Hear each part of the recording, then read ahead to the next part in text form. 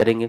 सबसे पहला तो तुम्हें सिलेबस पे पक्का नजर रखनी है, क्योंकि सिलेबस हमें कहेगा क्या पढ़ना है। हिस्ट्री एक ऐसा सब्जेक्ट है कि अगर हम ancient, medieval, modern, world, Rajasthan, इनको अगर पूरे साल भी पढ़ें तो भी कम है, अथा है। तो हमें समराइज करना होगा कि भाई अपने एग्जाम के लिए इतना ही चाहिए और वहीं पे हम रुक जाएं। अदरवाइज तुम क्या है कि और करो और ये चीज़ें, तो हमें कोई एक अजीब सा क्वेश्चन मिलेगा तुम्हें कहीं से, फिर कहोगे यार ये तो हमारे नोट्स में है ही नहीं, हम एक काम करते हैं और बुक ले आते हैं, पढ़ लेते हैं, और वो जिंदगी भर चलता रहेगा। क्योंकि हिस्ट्री तुम पूरी जिंदगी भी पढ़ लोगे तो भी लास्ट में जाकर एक क्वेश्चन तुम्हारे सामने ऐसा आ जाएगा जो तुम्हें नहीं आता होगा।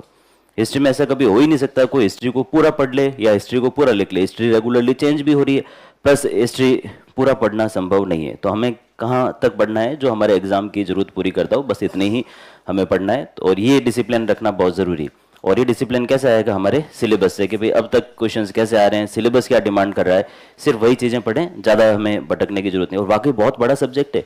और लास्ट में ले दे के वेटेज कितना निकलेगा, हिस्ट्री का कितना वेटेज है, टोटल कितने मार्क्स का एग्जाम है मेंस। और प्री की मैं बात करूंगा ही नहीं, प्री तो क्वालिफाई कर लोगे तुम, कोई दिक्कत नहीं। अगर तुम मेंस के लिए तैयार हो तो प्री तुम्हारा क्लियर हो जाएगा। हम बात करेंगे सिर्फ मेंस की, और ले दे के सिलेक्शन में जो रोल है वो मेंस का ही है। प्री तो क्वालिफाइंग है, भले तुम 150 के 150 क्वेश्चन सही करके आ जाओगे तो भी क्या होगा, एक एडमिट कार्ड ही तो मिलेगा। तो यहाँ मेंस की ही बात करेंगे। और मेंस के सिलेबस की बात की जाए तो मेंस में हिस्ट्री में हिस्ट्री का कितना वेटेज है टोटल, जो मैंने अभी कहे, एंशियंट, मिडाइवल, मॉडर्न, वर्ल्ड और राजस्थान, सबका मिलाकर 75 मार्क्स। और उधर इंग्लिश का कितना है, 80 मार्क्स। हिंदी का कितना है, 120 मार्क्स। तो समझदारी किसमें है, कहाँ ज़्यादा ध्यान देना है? हिंदी, इंग्लिश है। इथिक्स का कितना है, 65 मार्क्स, वहाँ पे ज़्यादा फोकस करना है। पब्लिक एडमिनिस्ट्रेशन का कितना है, 65 मार्क्स, वहाँ पे ज़्यादा फोकस करना है। यानी जहाँ कम पढ़ने पे ज़्यादा मार्क्स का सिलेबस कवर हो रहा है वहाँ ज़्यादा जोर लगाओगे ना। यहाँ तो इतना पढ़ने के बाद भी फिर जब सिलेबस वास्ट है तो क्वेश्चन कहाँ से आए वो भी पता नहीं चलेगा। तो जितना बड़ा कचरे का ढेर है उसमें से सुई को ढूंढना उतना मुश्किल है। तो यहाँ हिस्ट्री में जो है अथा है। तो हमें अभी रणनीति ये रखनी है कि जब तक अपने एग्जाम आए, इस बार दे रहे हो, बहुत सारे लोग दे रहे होंगे। अभी अगर मान लो नोटिफिकेशन आ जाए अगले महीने तो तुम में से कई लोग दोगे एग्जाम। तो अपनी रणनीति ये रखनी है कि जब तक नोटिफिकेशन आए तब तक अपने ये जो सब्जेक्ट हैं, जैसे हिस्ट्री हो गया, जिनका सिलेबस ज़्यादा है, वेटेज कम है, उनको निपटा के रख लें। और इस हिसाब से कर लें कि एग्जाम में वापस देखने की जरूरत ही नहीं पड़े तब, क्योंकि टाइम होगा कम, कम टाइम होगा। तो ऐसे में फिर तुम वहाँ दिमाग लगाओ अब क्या करूँ, क्या छोड़ूं, क्या पढ़ूं। तो एटलीस्ट जो उस समय क्या छोड़ने वाले हैं वो अभी तैयार रहे, तो वहाँ उस कुश्ती नहीं लड़ पड़े। वहाँ हम जो है हिंदी, इंग्लिश पे ज़्यादा ध्यान दे पाए, एथिक्स, पबेड, ऐसे ऐसे सब्जेक्ट जिनका वेटेज ज़्यादा है उस पर ध्यान दे पाएँ। तो उसके लिए यही है कि अभी जब ये सब्जेक्ट चल रहे हो तो क्लास में बहुत सिंसियरली कर लेने, आंसर्स वगैरह अभी लिख लिखा के प्रैक्टिस करके ख़त्म कर देना कि भाई ये तो अपने एक तरफ है, अब अपने ध्यान देंगे इन मेन सब्जेक्ट पे जो हमारे ज़्यादा मार्क्स दिलाएंगे। ठीक है, मैं ये नहीं कह रहा हूँ कि ये छोड़ना है। अल्टीमेटली लास्ट में तो एक एक नंबर डिसाइड करेगा तुम्हारा सिलेक्शन होगा नहीं होगा। करना तो है, पर कब कर लेना है, अभी करके छोड़ दो इनको। अभी इतना इस हिसाब से तैयार कर लो कि एग्जाम में तुम्हें यहाँ से तैयारी जो की गई उसके बेसिस पे ले जाके एग्जाम में बिठा दे आज से 1 साल बाद, तो भी तुम आंसर लिख पाओ।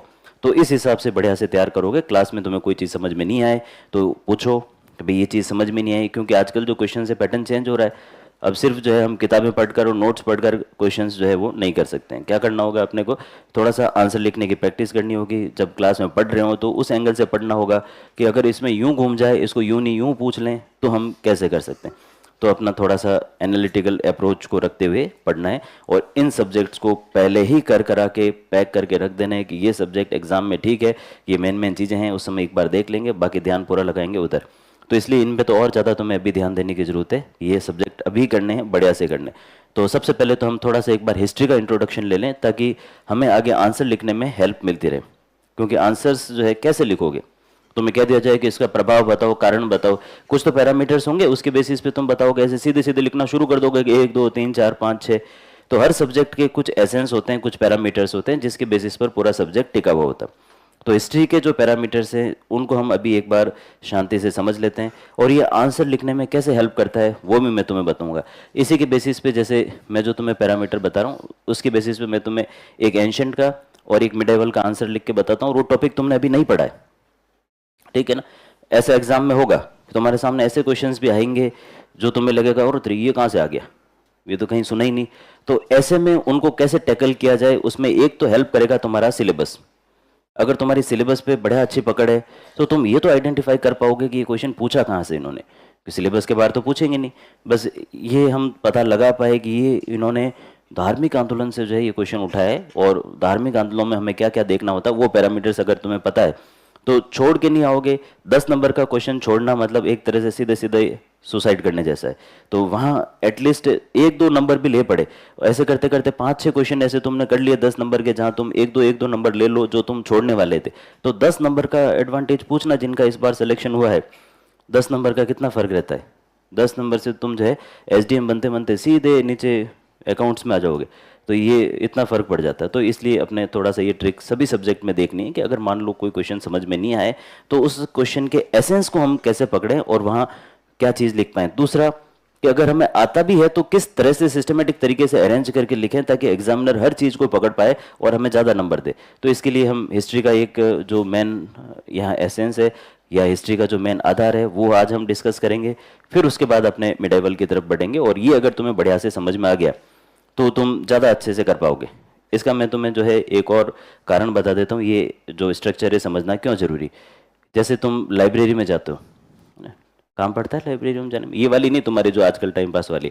तो लाइब्रेरियाँ जो अपने जैसे यूनिवर्सिटी की है या कोई बड़ी लाइब्रेरी जहाँ पर खूब सारी बुक्स होती है, उन लाइब्रेरियों में तुम जाते हो, अगर तुम्हें कहा जाए कि एक ये काम करना, हिस्ट्री की ये एंशियंट की एक बुक ढूंढ के लाओ, तुम्हें कितना टाइम लगेगा? 2 मिनट में ले आओगे। क्यों भाई?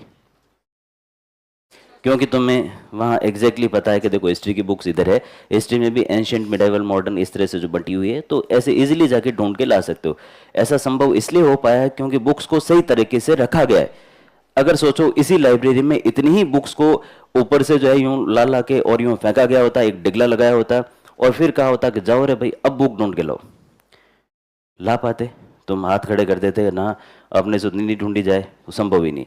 तो एग्जैक्टली हम पढ़ते समय भी यही करते हैं, हम खूब पढ़ते हैं, लेकिन क्या करते हैं हम उस लाइब्रेरी में जैसे वो बुक्स फेंकी ना वैसे अंदर अपने फैक्ट्स फेंकते जाते, जा रहे भाई तू भी जा तू भी जा तू भी जा। और फिर पढ़ती हमें ज़रूरत एक पर्टिकुलर सेक्शन की कि भाई अभी तो हमें सिर्फ अशोक के धार्मिक उसके बारे में बात करनी है। यार धार्मिक के बारे में क्या है, पढ़ तो खूब रखा है, सारी चीज़ें इधर उधर, अशोक भी ठूंस रखा है, अंदर सब ठूंस रखे हैं। तो वो कैसे ढूंढ पाओगे जब तुमने पढ़ते समय ही उसी एंगल से पढ़ा है कि भाई हमने एंशंट में इस तरह से शासक पढ़े, फिर उसके बाद ये आया अशोक आया, अशोक की हमने राजनीतिक जो है जिंदगी को देखी, धार्मिक देखी, आर्थिक देखी, उसका ये पक्ष देखा, उसमें धार्मिक में ये चीज़ें होती है तो वो उसने किया। तो बहुत इजीली तुम उनको पकड़ पाओगे। तो ये कैटलॉग बनाने जैसा है, और उस कैटलॉग के माध्यम से तुम अपने फैक्ट्स को फैच कर पाओगे। देखो अल्टीमेटली अभी हमारे पढ़ने का मकसद क्या है, अभी हम क्यों पढ़ रहे हैं? एग्जाम क्लियर करना। एग्जाम कैसे क्लियर करना है? वहां पे बढ़िया आंसर्स लिखने से। बढ़िया आंसर कैसे लिखे जाएंगे कि सही फैक्ट तुम्हें सही समय पे याद आ जाए, और वो याद तभी आएंगे जब तुमने सही जगह पर रखा है। घर में कोई भी चीज़ हमें तभी सही समय पे मिलती है जब हमने रखते समय ही उसको सही समय पे रखी। तो इसलिए ये स्ट्रक्चर तुम्हें अपने दिमाग में अच्छे से बिठाना। मैं कह कह के थक गया हूँ, लेकिन लास्ट में इवन 10-15 दिन, 20 दिन, महीने भर बाद, और इवन बाद में जिन बैचेस में हो गई है और उनको अभी मैं कोई आंसर देता हूँ लिखने के लिए तो भी वापस उसकी तरफ वो बिल्कुल ध्यान नहीं देते हैं। फिर जब मैं लिख के बताता हूँ देखो कितना आसान हो गया, हाँ, तो फिर वापस छोड़ देते। तो इसलिए भली तुम्हें अभी ये कितने ही जो अनइम्पोर्टेंट लगे, लेकिन ये स्ट्रक्चर तुम्हारे आगे ancient, medieval, modern, world, Rajasthan सब में हेल्प करने वाला है। तो